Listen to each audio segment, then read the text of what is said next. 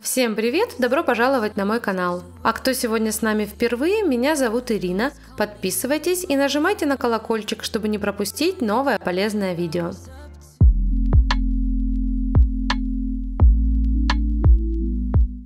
Итак, у меня сегодня вот такие вот ножки. Будет педикюр, как вы уже догадались. Давно не было покрытия на этих ногах. И довольно длинные ногти отросли. Сразу убираю длину, а перед этим, конечно же, обработала антисептиком. Мизинчики деформированы и на правой, и на левой ножке. Клиентка говорит, что эта деформация у нее уже давно. Дело в том, что раньше, много лет назад, она часто ударялась мизинчиками. И вот такой результат. Ну что ж, поверим на слово. Далее опиливаю форму, скругляю слегка уголочки, делаю мягкий квадрат. Закончились у меня файлы на 180 грит, еще не успела купить, но была еще пачечка на 220 грит. В принципе, тоже нормально пилит ноготочки на ногах.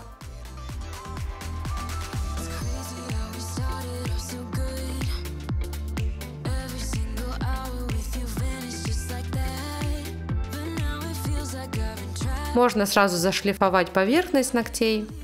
Я люблю эту процедуру делать перед мацерацией, чтобы после мацерации уже не пылить и пыль не забивалась под кутикулу. Так покрытие получается чище.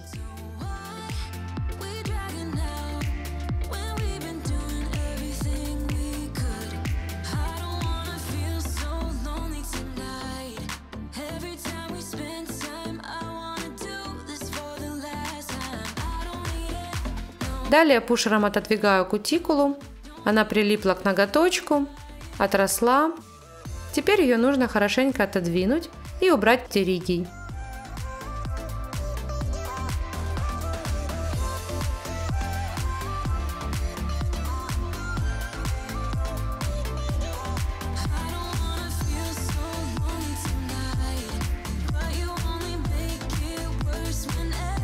Очищаю ноготок от птеригия с помощью фрезы удлиненная почка 0,40 диаметра. Эта фреза хорошо очищает птеригий. Можно зашлифовать сразу тоже весь ноготочек, так как она мягкая. А еще за счет своего довольно толстенького кончика не дает углубиться под кутикулу для тех, кто любит посильнее вычистить под кутикулой. Но, как мы знаем, слишком глубоко вычищать синусы в педикюре нельзя, так как туда попадает грязь, пыль, и это предшествует развитию бактерий. Поэтому такая удлиненная почка отлично подходит для педикюра. Она убирает птеригий с ноготочка и заодно вычищает верхнюю стенку под кутикулой.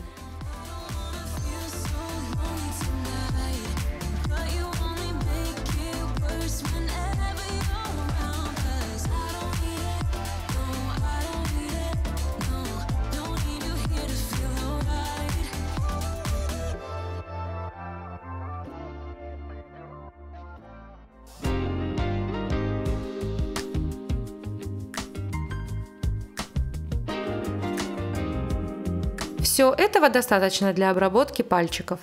Далее я уже выполнила мацерацию 15 минут в теплой мыльной воде. Вытираю ножки и наношу Callus Remover от торговой марки My Nail. Заматываю пищевой пленкой. А пока кератолитик действует, обрабатываю пальчики. Вычищаю еще раз пушером птеригий. Прохожусь лопаточкой под ногтевыми валиками. Убираю всю набившуюся кожу.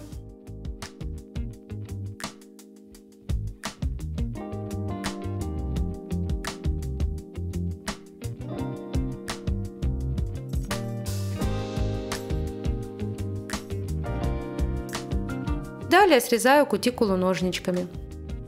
В данной ситуации мы видим влажную, плотную, можно сказать гипергидрозную кожу. Такая вот резиновая плотная кожа. С данными пальчиками лучше применить классическую или комбинированную технику. В аппаратной технике придется постараться, чтобы все это срезать.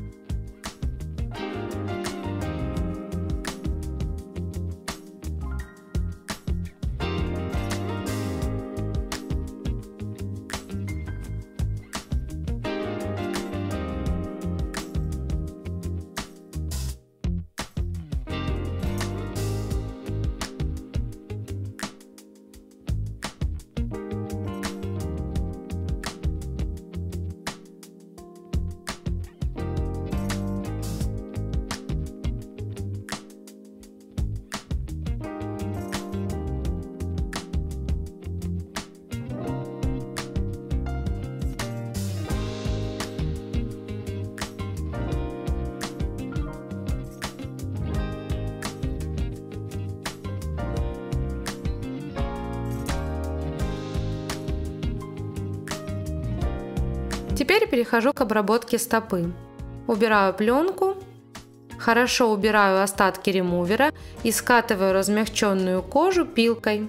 Сначала обрабатываю абразивом на 100 грит. Хорошо прохожусь грубым абразивом по всей стопе.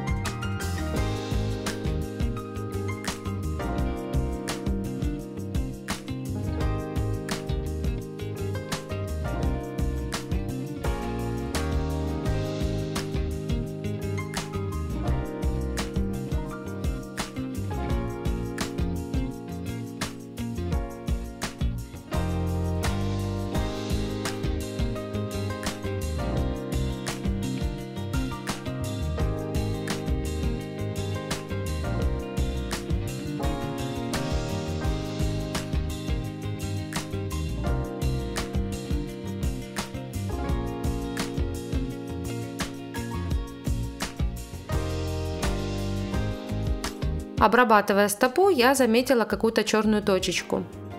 Эта полосочка очень похожа на занозу. Да, так и есть, это заноза. Она находится достаточно глубоко, и я не хирург, доставать я ее не буду. Поэтому просто говорю клиентке, что она есть, и ей уже решать, что с ней делать.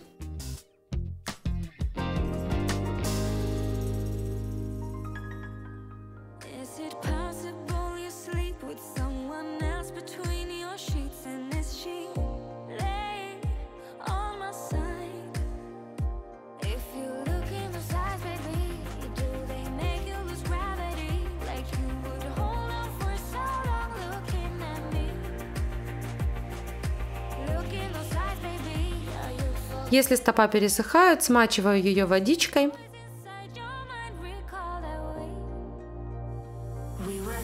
И далее шлифую мягким абразивом. Мягкий абразив у меня на 180 грит. Прохожусь тоже по всей стопе. Хорошенько обрабатываю пяточку, плюсневую часть и пальчики. Далее приступаем к покрытию. В данный момент я уже обезжирила ноготочки и покрываю тонким-тонким слоем базы.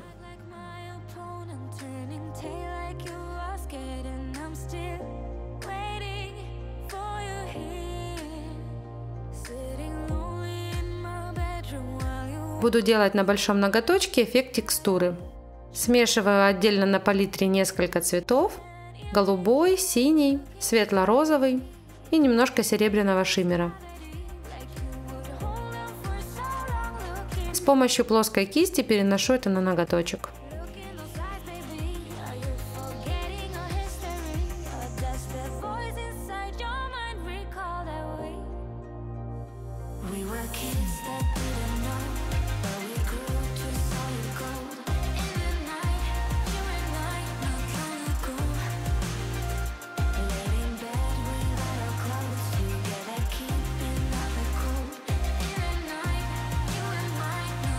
Заполнила основную часть ногтя и далее тонкой кистью дорабатываю у кутикулы и боковых валиков.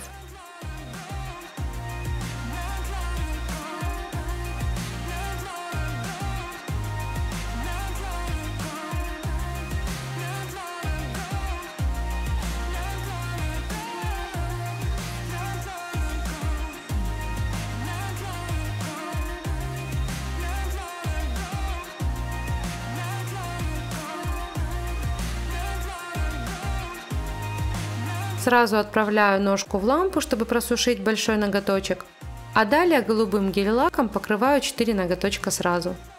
Если гель-лак плотный, хорошо ложится, можно покрыть и в один слой.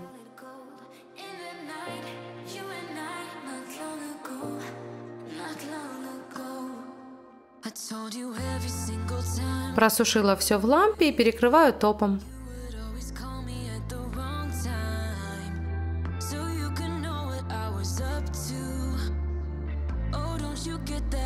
Вот такой вот педикюрчик у нас сегодня получился.